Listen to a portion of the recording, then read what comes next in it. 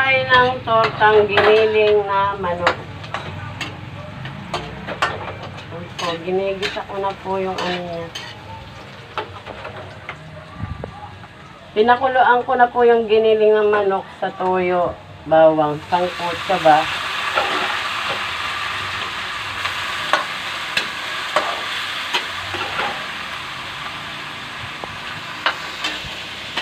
Buhos na po natin.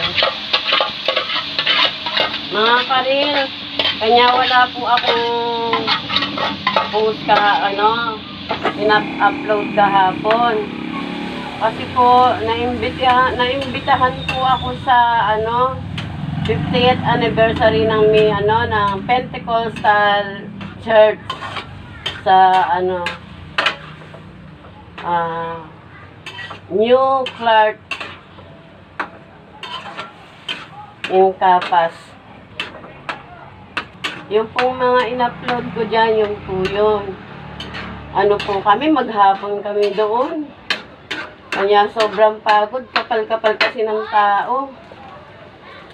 Lagyan po natin ang betchin.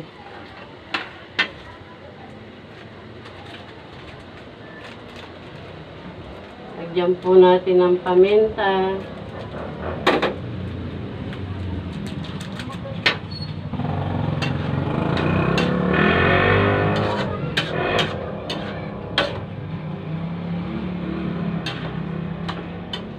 Lagyan po natin ang ng ginating itlog. Scrambled eggs.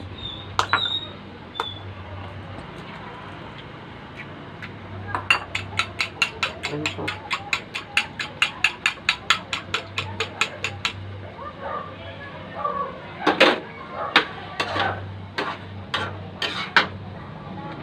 Buhos na po natin.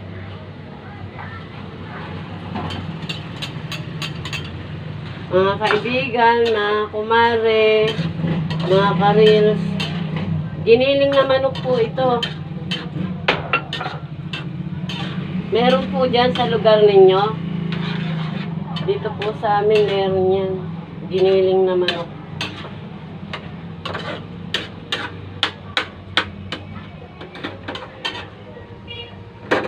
Ito po natin.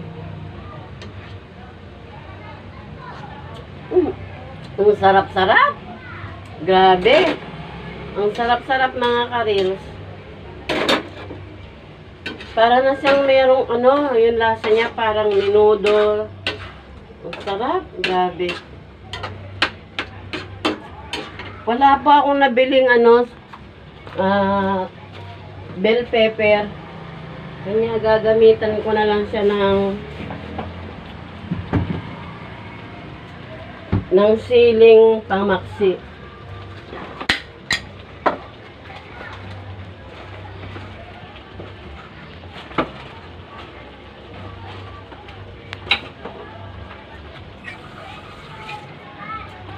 Siguro hindi naman ito maanghang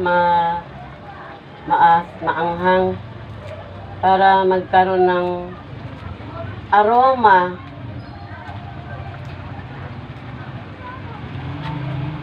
Mabango ang smell. Smell mabango. Ito po. Yummy, yummy. Tortang giniling na manok.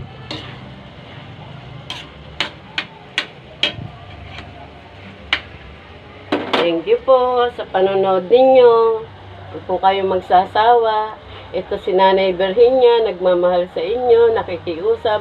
Please, share, comment. Ano pa ba yun? Like and comment pala. Thank you.